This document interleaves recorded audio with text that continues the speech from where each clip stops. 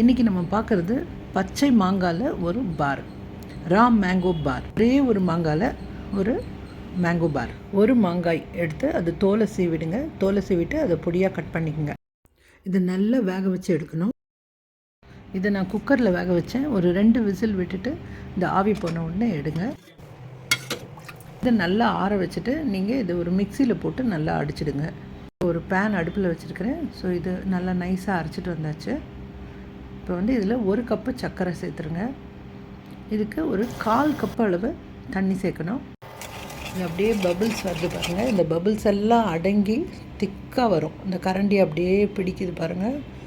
இந்த மாதிரி திக்காக வரும். இந்த திக்காக பிடிக்கும் பொழுது நம்ம சேர்த்துடலாம்.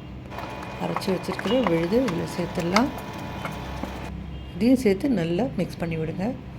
இப்போ இதில் ஒரு 1/2 டீஸ்பூன் மிளகாய்த்தூள் சேர்த்துருங்க. ஒரு 1/4 டீஸ்பூன் சால்ட்டு சேர்த்துருங்க. ஏன்னா மிளகாத்தூள் அந்த புளிப்பை கொஞ்சம் குறைக்கும். சால்ட் அந்த ஸ்வீட்னஸை அதிகரித்து காட்டும். இது எப்போ இறக்கணும் அப்படின்றது என்னென்னு பார்த்தீங்கன்னா, இந்த பேனில் ஒட்டாத வரும்.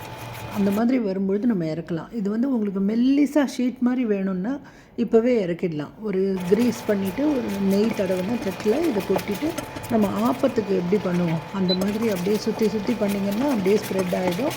அதை அப்படியே ஆற வச்சுட்டு நீங்கள் கட் பண்ணிக்கலாம். பார் பண்ணுறதா இருந்தால் இதே மாதிரி இன்னும் கண்டினியூ பண்ணணும். இப்போ பார் பண்ணுறதுக்கு பார்த்திங்கன்னா ரொம்ப திக்காக வருது பாருங்கள். இப்போது இதே மாதிரி பேனில் ஒட்டாமல் வரும், நல்ல திக்காக வரும்.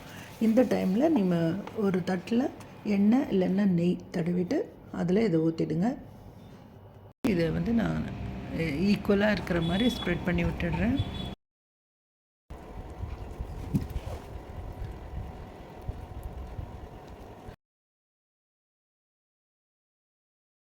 ஓரங்களை ஸ்பூனை வச்சு அழகுபடுத்திடுறேன்.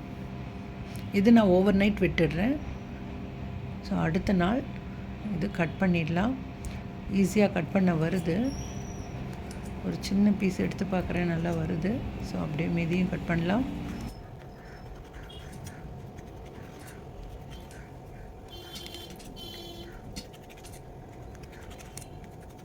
பார்க்கலாம் பாருங்கள், எவ்வளோ அழகாக வந்திருக்கு பாருங்கள். நடுவுலேருந்து ஒரு பீஸ் எடுத்து காட்டுறேன்.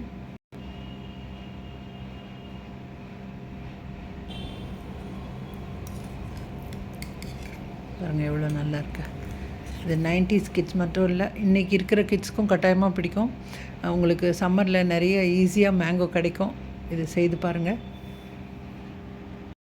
பாருங்கள், கட்டாயமாக எல்லாருக்குமே பிடிக்கும் அப்படின்னு நம்புகிறேன்.